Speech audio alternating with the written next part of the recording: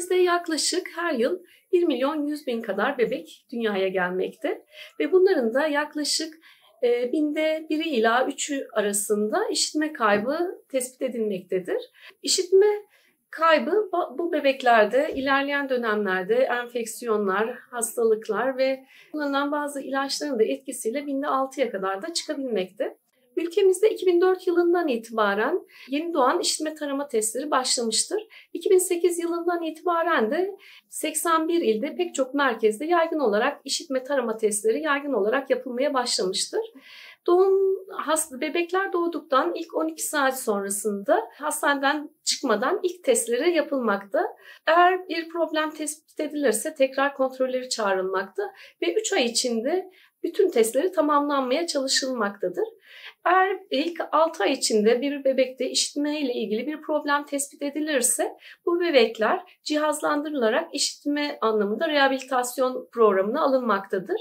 Eğer bebekte işitme kaybı erken saptanılıyor ve rehabilite edilebiliyorsa bebekler normal işitmeye sahip akranları gibi normal konuşma becerilerini kazanabilmektedir.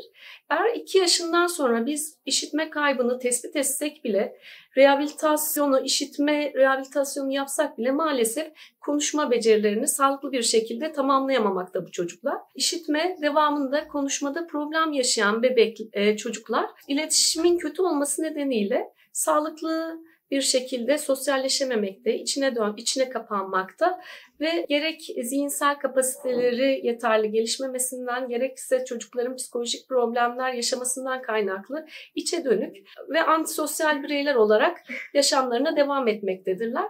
Ve bu da bireyler olarak ciddi problemler yaşanmasına neden olmaktadır.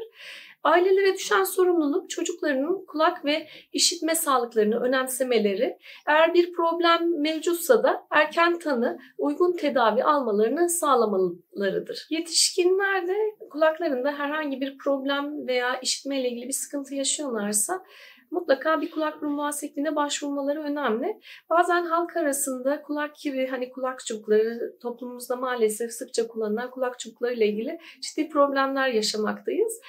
Mevcut olan biz kulak akıntısı aslında dış kulak yolunun sağlıklı bir şekilde neminin dengesini sağlayabilmesi, yabancı partiküllerin uzaklaştırılması için koruyucu bir bariyer. Kullanılan kulak çubukları burada ciddi dış kulak yoluna bazen zarar vermekte, kurutmakta, egzamatöz lezyonların oluşmasına sebep vermekte.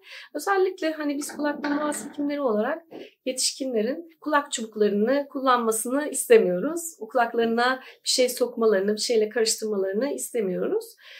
Eğer bir işitme problemi veya kulakta bir ağrı, bir sıkıntı yaşıyorlarsa da mutlaka en yakın kulak burun boğaz hekimine başvurmalarını öneriyoruz kendilerine. Kulak temizliği için herhangi bir özel kulağınıza özel bir şey damlatalım, kulağımızı yıkayalım gibi bir yöntem yok. Kulak kendi kendini temizleyen bir organ. O salgı düzenli olarak o salgı bezlerinden salgılanıyor. Bu salgının olması zaten istediğimiz bir şey. Bunun olmaması aksine bir sıkıntı. Bu salgının içinde çeşitli koruyucu enzimler ve nemlendiren, dış kulak yolunu koruyan maddeler mevcut. O yüzden kulağınızı herhangi bir şekilde temizleyip içine bir şey sokarak onu temizlemeniz doğru değil diyoruz biz gelen hastalarımıza da. Sadece dış kulak yolunuza herhangi bir bulaş olduysa bu sekresyonla ilgili onu kulak içine herhangi bir şey sokmadan temizlemelerini önermekteyiz.